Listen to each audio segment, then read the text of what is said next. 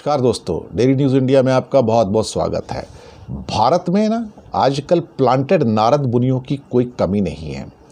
हम जानते हैं कि कांग्रेस के अंदर बड़े स्लीपर सेल्स हैं, यानी कि बहुत सारे विभीषण हैं जो कांग्रेस को बेसिकली सुबह से लेकर शाम तक चोट पहुंचाते हैं। उसमें पवन खेड़ा हो, रणदीप सुरजेवाला हो, बहुत सारी लंबी लिस्ट है। मैं आपको बताऊं कि जो अंदर के घर के भेदी हैं और वो वाट लगाने में लगे रहते हैं।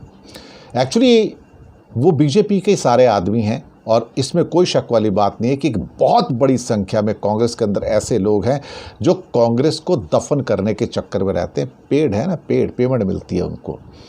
मुझे तो कहने में कोई गुरेज है नहीं। और ये कांग्रेस के अपने आदमी जिनके ऊपर राहुल गांधी ज़्यादा विश्वास करते थे, उन्होंने इनको धोखा दिया है। लेकिन अब दो नए पेड नारद मुनि भी आ चुके हैं। उनमें से एक तो प्रशांत किशोर है।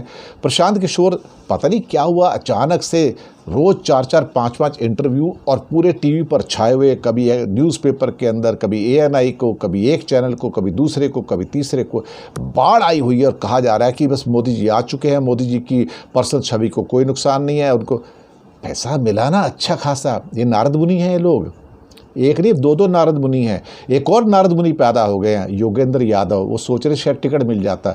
बहुत सारे लोग आज भी योगेंद्र यादव को सोच रहे होंगे कि बड़े एक इंडिपेंडेंट किस्म के सीफोलॉजिस्ट हैं, लेकिन ये भी नारद मुनि हैं, ये भी पेड एजेंट हैं मोदी जी के। मैं आपको पहले बता दूं, पर ध्यान रहे, ये जनता इस बार इन नारद मुनियों के चक्कर में आने वाली नहीं है और पूरी की पूरी वाट लगा के छोड़ेगी।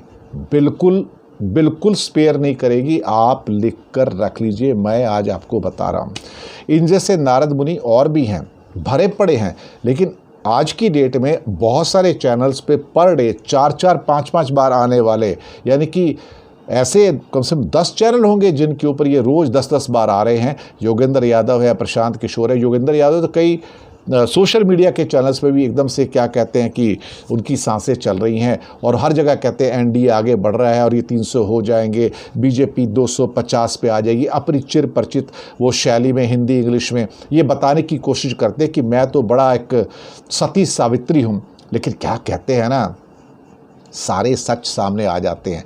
मुखौटा उतरते कोई देर थोड़ी लगती है। अब तो दुनिया कह रही है कि प्रशांत किशोर और योगेंद्र यादव नरेंद्र मोदी के पेड एजेंट हैं और वो उनका प्रचार प्रसार कर रहे हैं। वो जनता के मत को बदलने का प्रयास कर रहे हैं। पर शायद योगेंद्र यादव भूल चुके हैं कि वो हो सकता है एज ए सीफोलॉजिस्ट पहले सही रहे हों, लेकिन उनकी कोई क्रेडिबिलिटी नहीं है, विश्वसनीयता जीरो बची है, ज़ीरो। और प्रशांत किशोर तो ज़ीरो से भी नीचे है।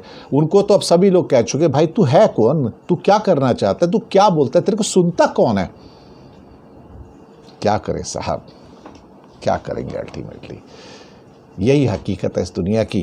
लेकिन चलिए ठीक है, अब मुझे लगता है कि जनता इन दोनों नारद मुनियों की और कुछ और जो नारद मुनि हैं जो रोज़ आके प्रचार प्रसार करते हैं, उनकी भी अच्छी खासी वाट लगा देगी और उनको उनकी जगह बता देगी, जाओ भैया बैठ जाओ वहाँ पे, तुम्हारी ज़रूरत नहीं है। हाय क्या बात है। प्रशांत किशोर और योगेंद्र यादव, आपने भी पैसे तो बना लिए, कम से कम करोड़ों रुपए आपको मिल तो गए, और कुछ नहीं तो अपना परिवार तो पाल ही सकते हो। जाओ मज़े करो। रोज़ रोज़ पैसा कहाँ मिलता है, और मोदी जी से पैसा मिलना इतना आसान थोड़ी है। बनिए हैं वो भी, क्या कहेंगे। शुक्रिया।